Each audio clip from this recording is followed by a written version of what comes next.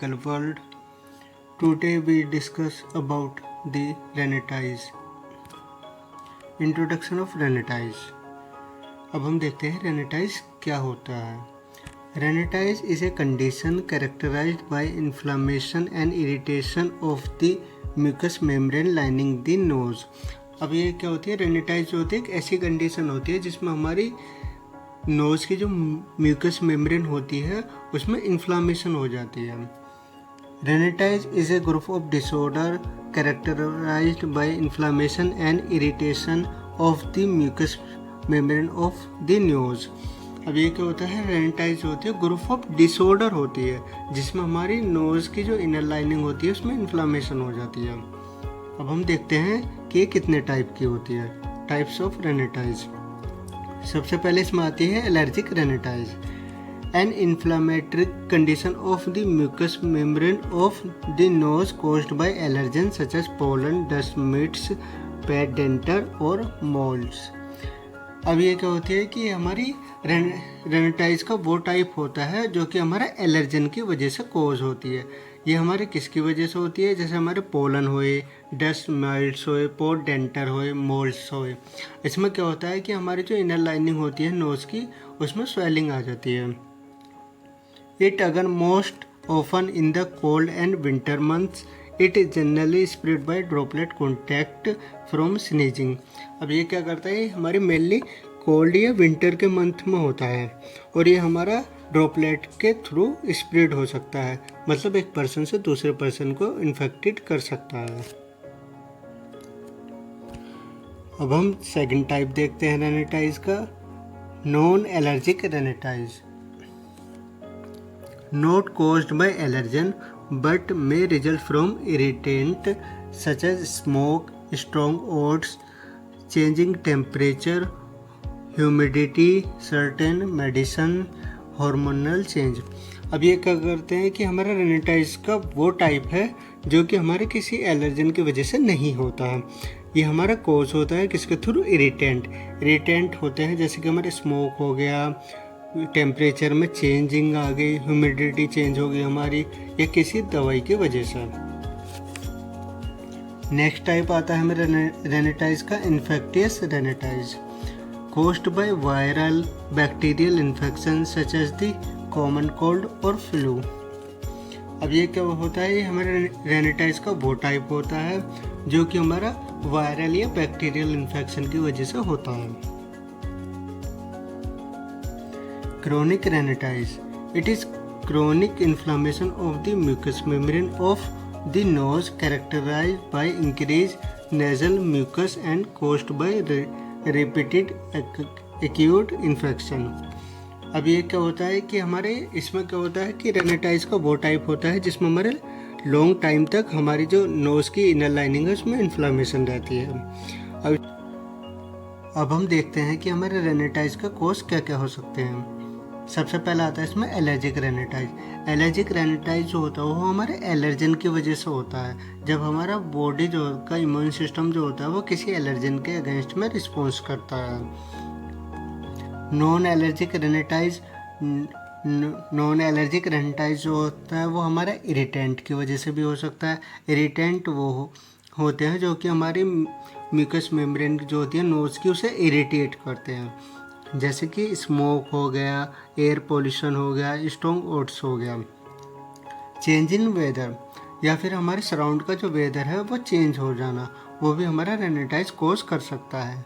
Hormonal change क्या हो सकते हैं, जबकि हमारे कोई फीमेल के अंदर बॉडी के अंदर प्रेगनेंसी और मेंस्ट्रुएशन के टाइम पे क्या होता है कि हार्मोनल चेंज होते हैं, उस टाइम पे भी हमारा rhinitis जो होता है वो कोज हो सकता है.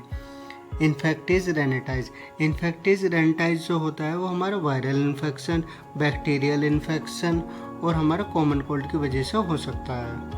ये थे हमारे कॉज ऑफ rhinitis. अब हम देखते हैं rhinitis के साइन एंड सिम्टम्स क्या होते हैं. इसमें सबसे पहला आता है nasal congestion, running nose, sneezing, nasal itching, nasal discomfort, reduced sense of smell, watery eyes, fatigue, headache. ये थे हमारे साइन एंड सिम्टम्स ऑफ रेनिटाइज। अब हम देखते हैं रेनिटाइज के डायग्नोस इवैल्यूएशन क्या क्या होती है, मतलब हम रेनिटाइज को डायग्नोस करने के लिए कौन कौन से टेस्ट कराते हैं। सबसे पहले हम इसमें देखते हैं मेडिकल हिस्ट्री। हम इसमें क्या करेंगे, पेशेंट की मेडिकल हिस्ट्री लेंगे, उससे पूछेंगे कि उसे साइन एंड सिम्टम क्या क्या आ रहे हैं, उनका किसी एलर्जन के साथ में एक्सपोज तो नहीं हुआ है, वो किस जगह काम करते हैं, उनकी कोई रेनिटाइज की फैमिली हिस्ट्री तो नहीं है। फिर हम करेंगे पेशेंट का फिजिकल एग्जामिनेशन। फिजिकल एग्जामिनेशन में क्या करेंगे, हम नोज़ को एग्जामिन करेंगे, साइनस को एग्जामिन करेंगे और हम साइन देखेंगे इन्फ्लामेशन के, स्वेलिंग के, नेजल कंजेक्शन के। फिर हम कराएंगे एलर्जिक टेस्टिंग। एलर्जिक टेस्टिंग जो होती है उसमें हम देखते हैं कि जो हमारा रेनिटाइज जो होता है वो किसी एलर्जन की वजह से तो नहीं हो रहा है। अब इसमें नेक्स्ट आता है हमारा नेजल एंडोस्कोप। नेजल एंडोस्कोप के थ्रू हम क्या करते हैं, एग्जामिन करते हैं नेजल पैसेज को और साइनस को। इसमें क्या करते हैं, हम इंसर्ट करते हैं थिन फ्लेक्सिबल ट्यूब को कैमरे के साथ में, जिसे हम एंडोस्कोप कहते हैं। इसके थ्रू क्या होता है कि हम जो विजुअल करते हैं नेजल के टिश्यू को, मतलब जो हम नोज़ के टिश्यू हैं उन्हें एग्जामिन करते हैं। नेक्स्ट इसमें आता है इमेजिन स्टडी।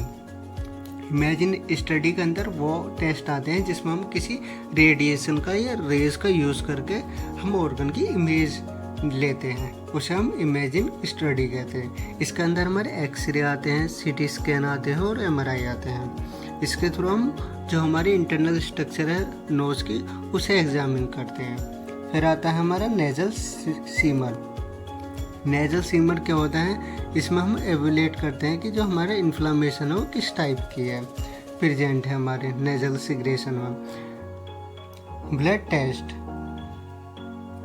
ब्लड टेस्ट में क्या करते हैं, हम इसोनोफिल्स लेवल देखते हैं। इसोनोफिल्स जो होते हैं वो हमारी WBC के एक टाइप होती है। इसोनोफिल्स तब बढ़ती है जब हमारी बॉडी के अंदर किसी भी तरह का इन्फेक्शन होता है या कोई एलर्जिक होती है।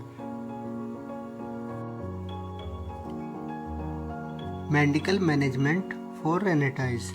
अब हम देखते हैं कि मेडिकल मैनेजमेंट जो होता है रेनिटाइज का वो क्या होता है। Avoidance of triggers. इसमें क्या होता है कि जो हमारे ट्रिगर करने वाले एजेंट हैं उन्हें आइडेंटिफाई करें और उन्हें अवॉइड करें, जिसमें कि हमारा आते हैं पोलन, पेट डेंटर, मोल्ड्स।